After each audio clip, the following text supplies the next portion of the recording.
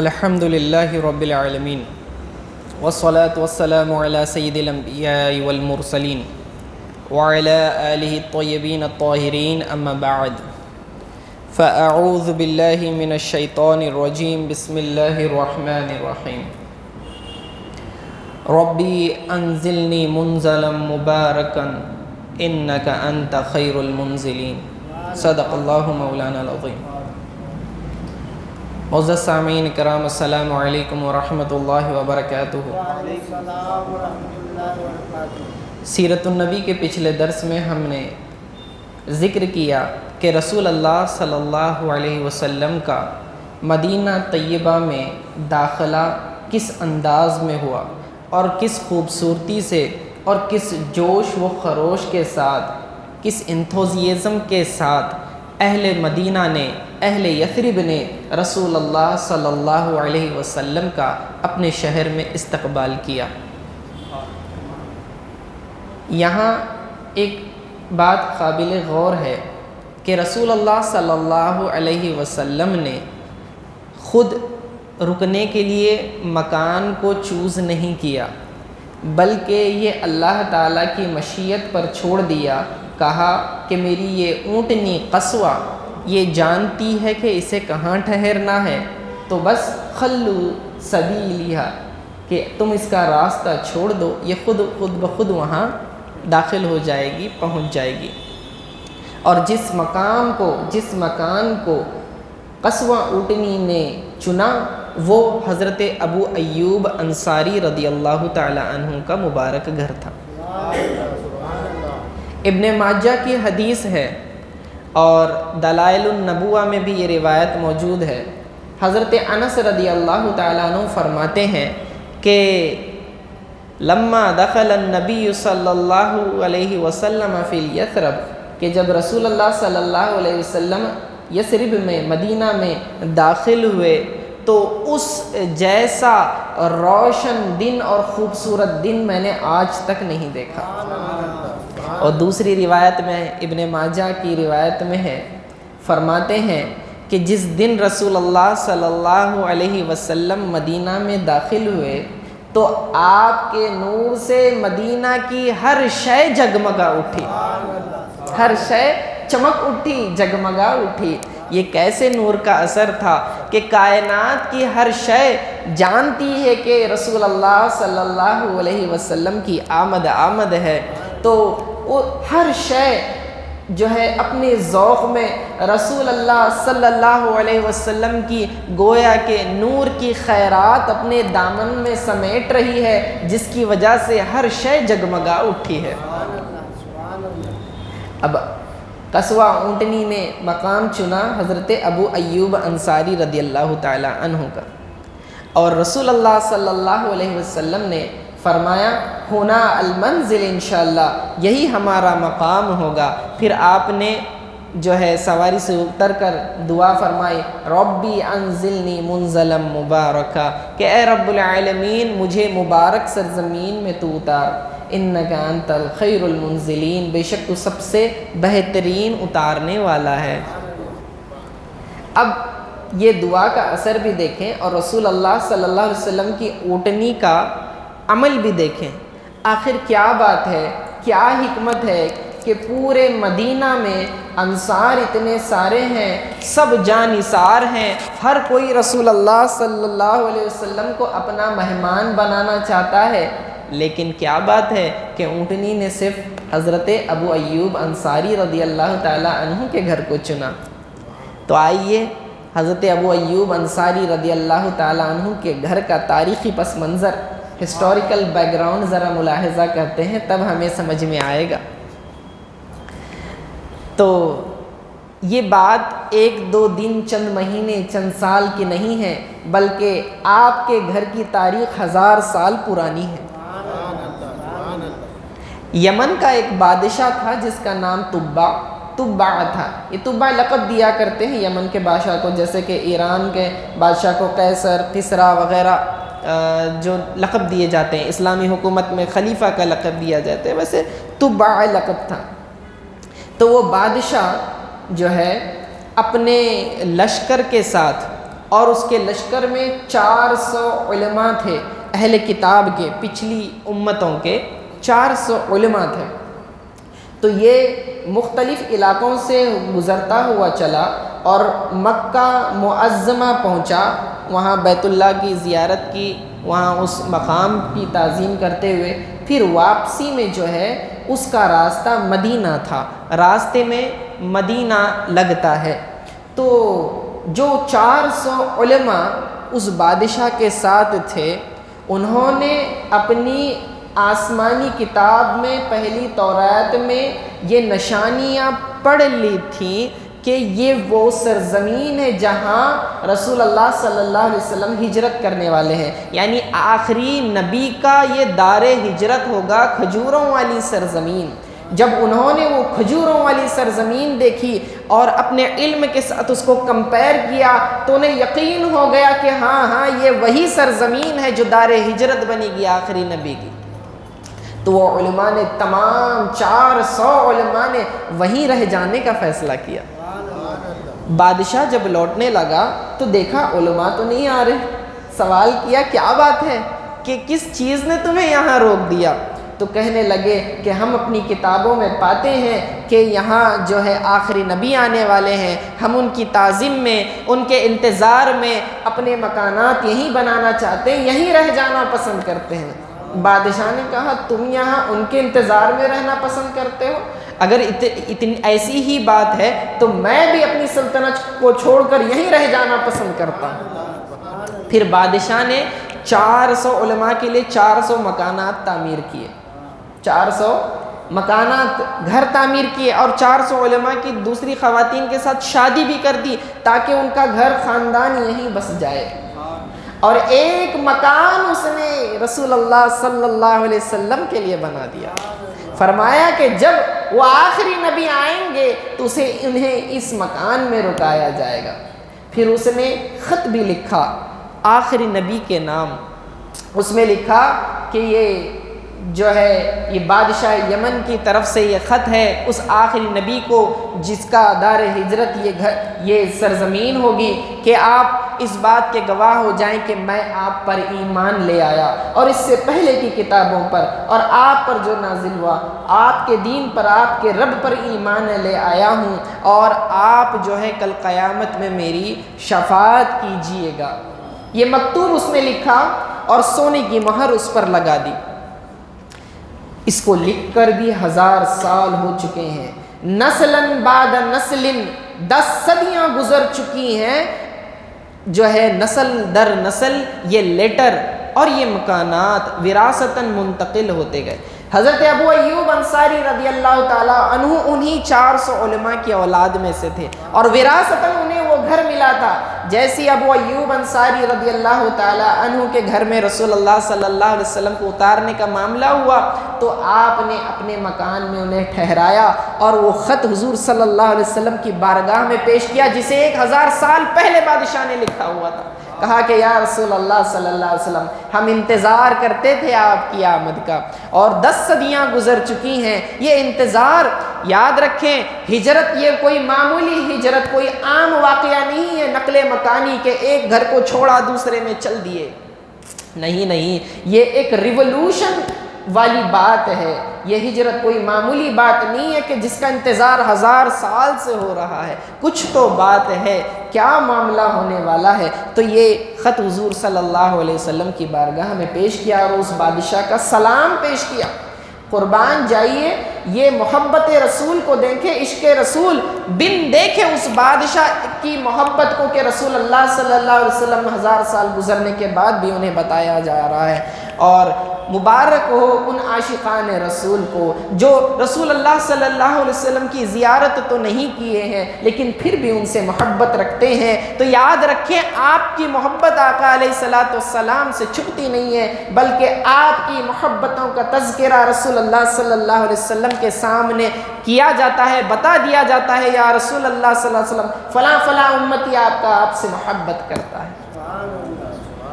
تو یہ ادب رسول، تعظیم رسول، عشق رسول کی خیر و برکت تھی کہ اس بادشاہ کا خط بھی حضور علیہ الصلوۃ والسلام تک پہنچا۔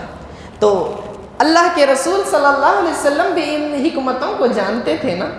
تو فرمایا کہ ہم اسے اختیار نہیں کریں گے، قصوہ جانتی ہے کہ اسے کہاں رکنا ہے۔ جی صرف آقا علیہ السلام نہیں، آقا علیہ السلام کی اونٹنی بھی جانتی ہے کہ کس مکان میں رکنا ہے۔ دیکھیں کیسی کیسی حکمت کو اپنایا ہے۔ مقصد یہ تھا کہ بتائیں اس بادشاہ کی عظمت کو بھی، بتائیں ان علماء کی قربانیوں کو بھی۔ اگر خود کسی مکان کو چن لیتے تو پھر وہ لوگ کہتے حضور کی مرضی، جہاں رہنا چاہیں رہیں، لیکن قصوہ کے اوپر ڈال کر یہ بتا دیا کہ اس کے پیچھے حکمت پوشیدہ تھی۔ آگے چلیں، حضرت ابو ایوب انصاری رضی اللہ تعالیٰ عنہ کا جو یہ گھر تھا 2 منزلہ تھا،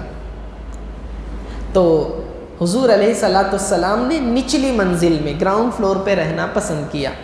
حضرت ابو ایوب انصاری رضی اللہ تعالیٰ علیہ کا حضرت ابو ایوب انصاری رضی اللہ تعالیٰ عنہ کا عشق جو ہے جوش میں آ گیا، کہنے لگے کہ یا رسول اللہ صلی اللہ علیہ وسلم کہ بی ابی انت و امی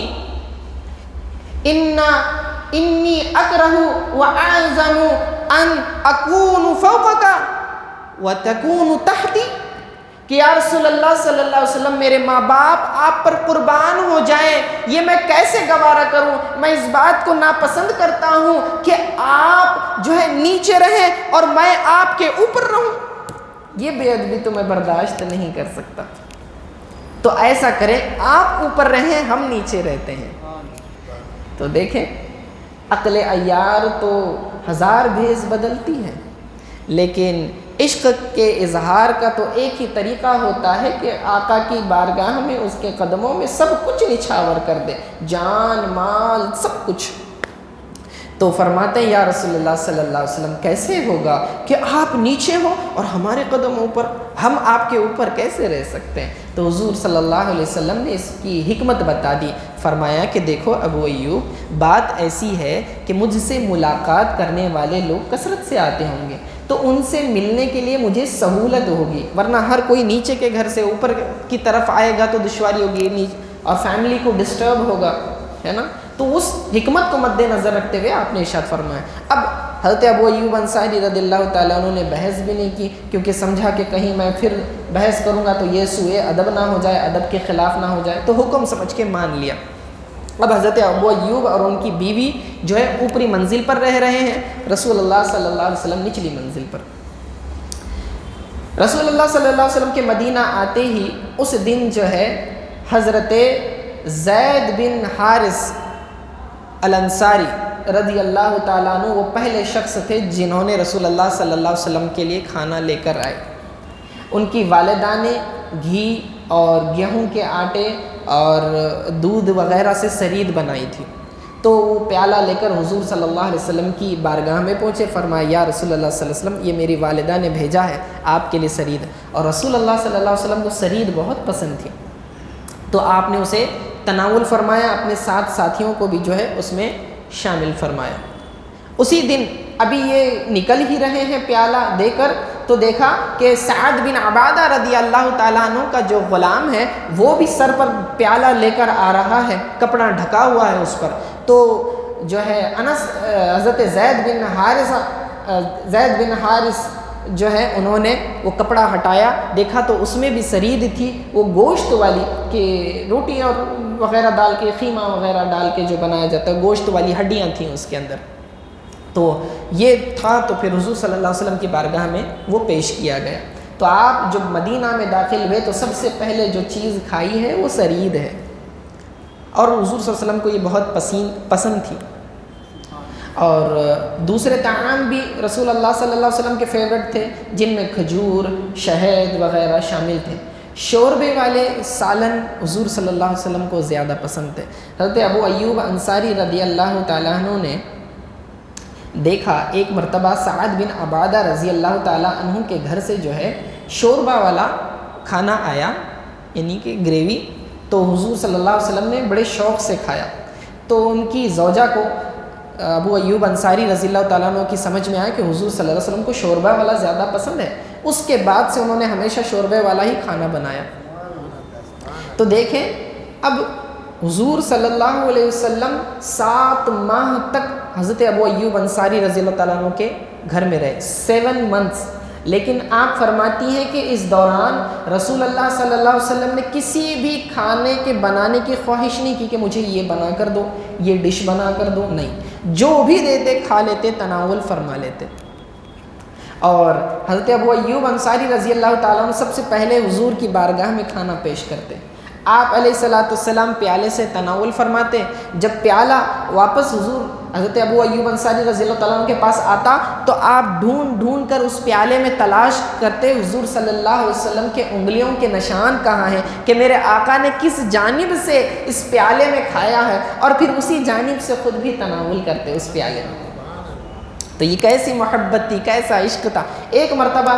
جو ہے آپ کی زوجہ نے جو ہے سالن بنایا جس میں پیاز اور لہسن ڈال دیا، غالباً پیاز تھی یا لہسن تھی، حضور صلی اللہ علیہ وسلم کو پہنچایا گیا، آپ نے اسے تناول نہیں کیا۔ جب وہ پیالہ لوٹایا گیا تو حضرت ابو ایوب انصاری رضی اللہ عنہ دیکھنے لگے انگلیوں کے نشان ہی نہیں ہے، تو سمجھ گئے کہ حضور صلی اللہ علیہ وسلم نے نہیں کھایا ہے۔ آپ فوراً گئے، فرمائے یا رسول اللہ صلی اللہ علیہ وسلم آپ نے تناول نہیں فرمایا؟ کہنے لگے کہ اس میں بوٹی کی بو آتی ہے، یعنی کہ پیاز اور لہسن جو ہے اس کی اسمیل آتی ہے، اور میں وہ شخص ہوں جو اپنے رب سے ہم کلام ہوتا ہے، میں اس بات کو پسند نہیں کرتا کہ میرے منہ سے بدبو آئے، یعنی پیاز اور لہسن جیسا کچے، اسی لیے منع ہے کہ مسجد میں جو ہے بدبودار چیز کھا کر، کچی پیاز لہسن کھا کر جو ہے مسجد میں آنا منع ہے، کیونکہ اس سے فرشتوں کو تکلیف ہوتی ہے، یہ مکروہ ہے۔ تو حضور صلی اللہ علیہ وسلم نے فرمایا دیکھو یہ تمہارے لیے جائز ہے، یہ لیکن میرے شان کے لائق نہیں ہے۔ تو اس کے بعد سے حضرت ابو ایوب انصاری رضی اللہ تعالیٰ عنہ نے ان کے گھر میں کبھی بھی پیاز اور لہسن ڈال کے پھر جو ہے کوئی دوسری چیز نہیں بنائی، گریوی وغیرہ۔ اتنا حضور صلی اللہ علیہ وسلم کی پسند ناپسند کا خیال رکھا کرتے تھے، لیکن آپ نے کبھی بھی کسی کھانے میں عیب نہیں نکالا۔ ہمارے یہاں ماحول یہ ہے کہ ایک سے لذیذ ڈش پکاتی ہیں ہمارے گھر کی خواتین، ماں، بہنیں، بیٹیاں، بہویں، لیکن اس کے باوجود انہیں تانے سننے پڑتے، دن بھر جو ہے پسینے میں شراب ہو کے محنتیں کر کے، رمضان میں تو ان کے حال ہو جاتے ہیں گویا کہ وہ خادمہ بن جاتی ہیں، ان کی عبادت ایک طرف، ساری محنتیں جو ہے افطار اور سحری کی تیاری میں لگ جاتی ہیں۔ ذرا رمضان میں انہیں سہولت دیا کرے، رمضان قریب آ رہا ہے، ان پر اتنا بوجھ نہ ڈالیں کہ وہ رمضان کی برکتوں سے محروم ہو جائیں، عبادت نہ کر سکیں، بلکہ انہیں سہولت دیں، ورنہ آئے دن ہر کوئی فرمائشیں کرتا رہتا ہے۔ خیر، تو حضور صلی اللہ علیہ وسلم زیادہ فرمائشیں تو نہیں کرتے تھے، اور کبھی کسی کھانے میں عیب بھی نہیں نکالتے تھے، یہ نہیں کہتے کہ یہ ایسا بنایا، یہ صحیح نہیں بنایا، ناپسند ہوتا تو نہیں کھاتے، لیکن اس کھانے کو نام نہیں رکھتے تھے۔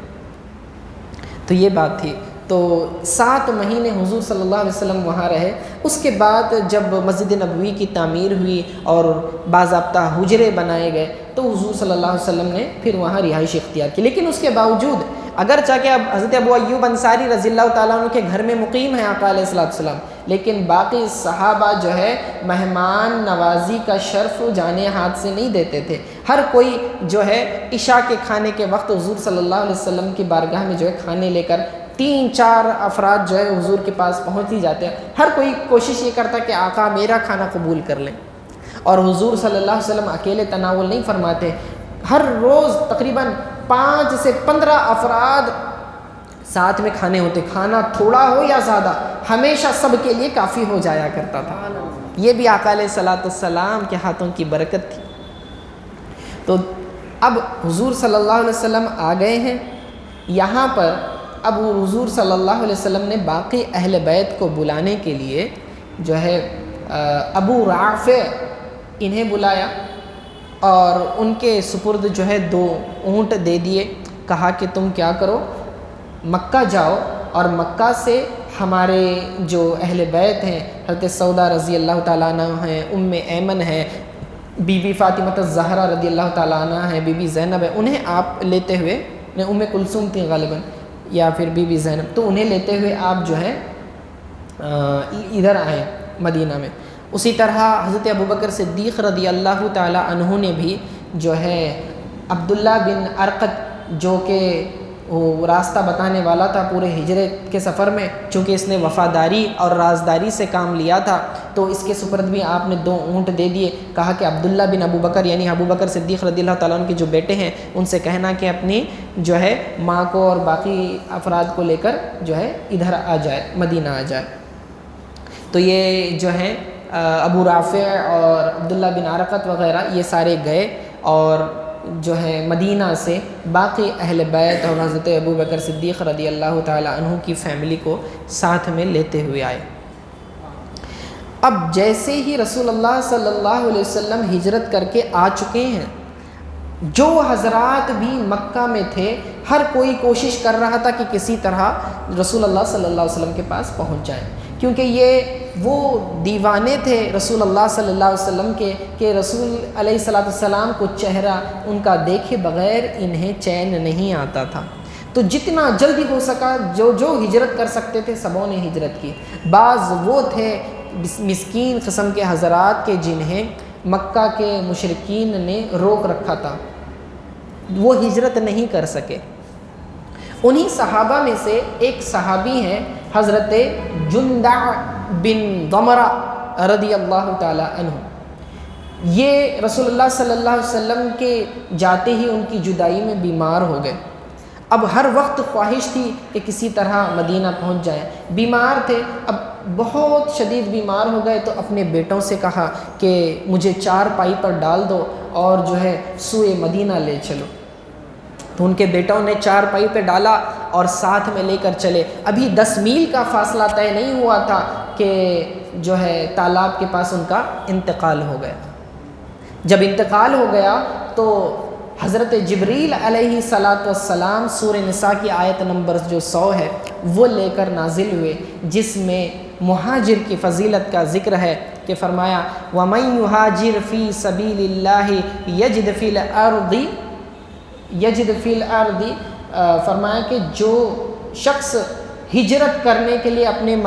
گھر سے نکلا، مکہ سے نکلا، تو وہ سرزمین میں جو ہے وسعت پائے گا، یعنی کہ اسے اللہ تعالیٰ ٹھکانہ عطا فرمائے گا اور رزق کشادہ عطا فرمائے گا، اسباب عطا فرمائے گا. آگے فرمایا کہ وَمَن يَخْرُجْ مِن بَيْتِهِ فِي مُهَاجِرًا إِلَى اللَّهِ وَرَسُولِهِ، اور جو شخص اپنے گھر سے نکلا، اس نے ہجرت کی، حالت ہجرت میں تھا اور اللہ اس کے رسول صلی اللہ علیہ وسلم کی طرف ہجرت کرنے کی اس کی نیت تھی، کہ فرمایا ثم اس کے بعد یدرکہ الموت، اسے موت نے آ لیا، اسے موت آ گئی، تو فرمایا فقد وقع علی اللہ اجرا، تو اللہ رب العزت کے ذمے اس کا اجر ہے. یعنی انہوں نے ہجرت کی نیت کے ارادے سے مکان سے نکلے اور اللہ اور اس کے رسول صلی اللہ علیہ وسلم کی طرف ہجرت کرنے کے لیے قدم بڑھا دیے. اگرچہ کے راستے میں انہیں موت آ گئی، لیکن اللہ رب العزت فرماتا ہے کہ انہیں مہاجرین میں لکھا جائے گا اور ہجرت کا انہیں پورا ثواب دیا جائے گا. وکان اللہ غفور الرحیم، اور بے شک اللہ تعالیٰ جو ہے مہاجرین کے بہت زیادہ بخشش فرمانے والا ہے، رحم فرمانے والا ہے. تو دیکھیں اللہ رب العزت ایک ایک غلام مصطفیٰ کی کیسی دل جوئی فرماتا ہے. اسی طرح دوسرے صحابی بھی تھے، وہ نکلے، راستے میں ان کا انتقال ہوا، 4 میل ہی سفر طے کیا تھا، وہ بھی انتقال کر گئے. تو بہرکیف بتانا مقصد یہ ہے کہ ہجرت جو ہے اب پایۂ تکمیل کو پہنچ چکی تھی. یاد رکھیں یہ ہجرت کا جو کنسپٹ ہم اتنے دنوں سے سن رہے ہیں، پچھلے 4-5 مجلسوں سے، ہجرت جو ہے یہ مسلمانوں کی کمزوری کی علامت نہیں ہے. نبی کسی بھی زمانے میں کسی بھی وقت میں کمزور مغلوب نہیں ہوتا. تو آپ یہ نہ سمجھیں کہ مکہ میں تکلیف دی گئی تو وہاں سے بچنے کے لیے مجبور ہو کر اپنے گھر کو چھوڑنا پڑا اور جو ہے مدینہ میں آ کر لوگوں نے پناہ لی. ایسا نہیں ہے، بلکہ ہجرت یہ جو ہے ایمان کی مضبوطی کی معراج ہے، کیونکہ ابھی ہجرت کا حکم نازل نہیں ہوا تھا. اور یہ جو صحابہ ایمان لائے تھے، انہوں نے جب ایمان قبول کیا، رسول اللہ صلی اللہ علیہ وسلم کی غلامی میں آ گئے تو ہر چیز قربان کرنے کے لیے تیار ہو گئے۔ مکہ کے مشرکین نے انہیں جو ہے فائنینشیل ٹارچر دیا، فزیکل ٹارچر دیا، مینٹل ٹارچر دیا، ہر طرح سے انہیں تکلیف اور اذیت پہنچائی، لیکن اس کے باوجود ایک ادنا سے بھی صحابی نے، غریب ترین کمزور سے صحابی نے بھی جو ہے اپنا ایمان نہیں چھوڑا، ایمان کا دامن نہیں چھوڑا، بلکہ اپنا مال، اپنا گھر بار، اپنا وطن جو ہے، اپنی جائے پیدائش اور اپنے خاندان کو، اپنے دوستوں کو، سب کچھ چھوڑنے کے لیے تیار ہو گئے۔ ابھی ہجرت کا حکم آیا نہیں تھا، لیکن اس کے باوجود رسول اللہ صلی اللہ علیہ وسلم کے پاس غلام بڑھ بڑھ کر آ رہے ہیں اور کہنے لگے یا رسول اللہ صلی اللہ علیہ وسلم آپ حکم دیں، ہم جو ہے اپنا سب کچھ چھوڑ کر آپ کے ساتھ جانے کے لیے تیار ہیں۔ یہ جذبہ ایمانی تھا ان کا کہ انہوں نے جو ہے یہ ابتدا میں اسلام لانے سے پہلے یہ کبھی نہیں سوچا تھا کہ ایک وقت وہ بھی آئے گا کہ ہمیں اپنے رشتہ داروں کو چھوڑنا پڑے گا، ہمیں اپنے دوستوں کو چھوڑنا پڑے گا، ہمارے محلے، ہمارے علاقے، ہمارے کاروبار، جائیداد، سب کچھ چھوڑنا پڑے گا، لیکن یہ تیار ہو گئے تھے اور نکل پڑے اور آخر میں سب کچھ قربان کر کے دکھا دیا۔ تو یہ ان کے ایمان کی معراج تھی، یہی وجہ تھی کہ وہ مہاجر کہلائے، ہجرت کرنے والے، اور اللہ تعالیٰ نے ان کے لیے بشارتیں قرآن میں سنا دی۔ اب ایک مرتبہ اب رسول اللہ صلی اللہ علیہ وسلم یہاں آ گئے ہیں تو پھر اس کے بعد جو ریولوشن سٹارٹ ہوا، مکی زندگی کا دور ختم ہوا، مدنی زندگی کا دور شروع ہو گیا۔ تو پھر اس چینج اور اس فیز میں کیا ہوا انشاءاللہ تعالی ہم اس کی تفصیلات آئندہ درس میں شامل کریں گے۔ وصلی اللہ تعالی علی خیر خلقہ محمد و آلہ و اصحابہ اجمعین برحمتک یا ارحم الراحمین۔